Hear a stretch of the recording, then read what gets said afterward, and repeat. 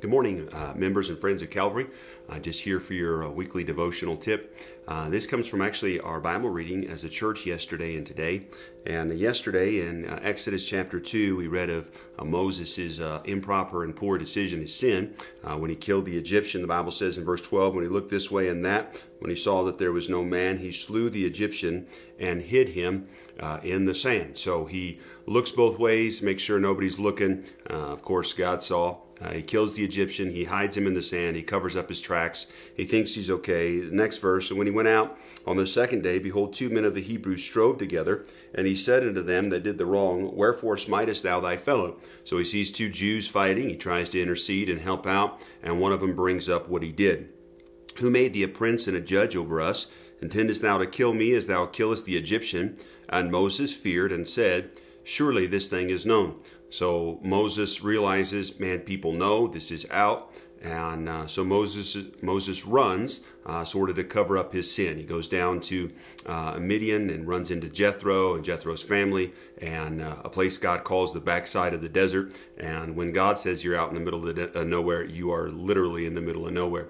Some time goes by, actually 40 years goes by, and then chapter 3, God comes and speaks to Moses out of the burning bush and says, I want you to go deliver the nation of Israel and out of Egypt and go back and face your past and face what you ran from.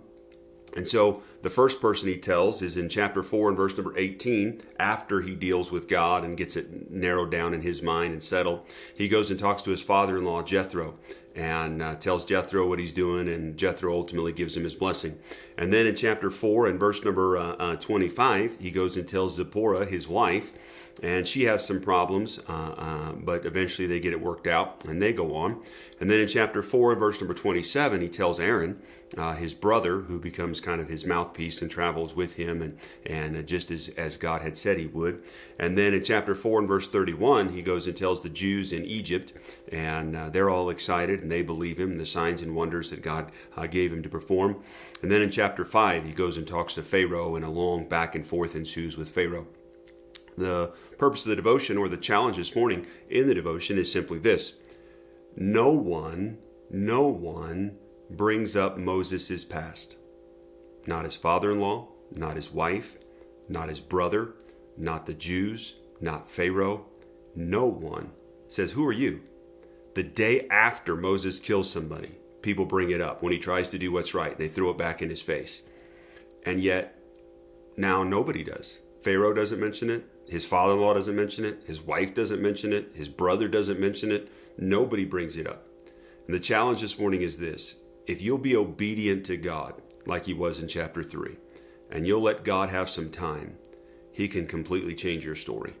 And the things of your past that you think so define you and so make you who you are, and the regret that you feel, God can take care of that. And he already has, if you've confessed that he's taken care of it as far as how he looks at you.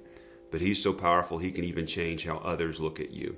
And I find it amazing that all of these people, not a one of them, bring up Moses' past. What a God of forgiveness. What a God of mercy. What a God who delights to help us. And so give God a little bit of time, be obedient to what he says, and watch how God can take care of the things even in your past.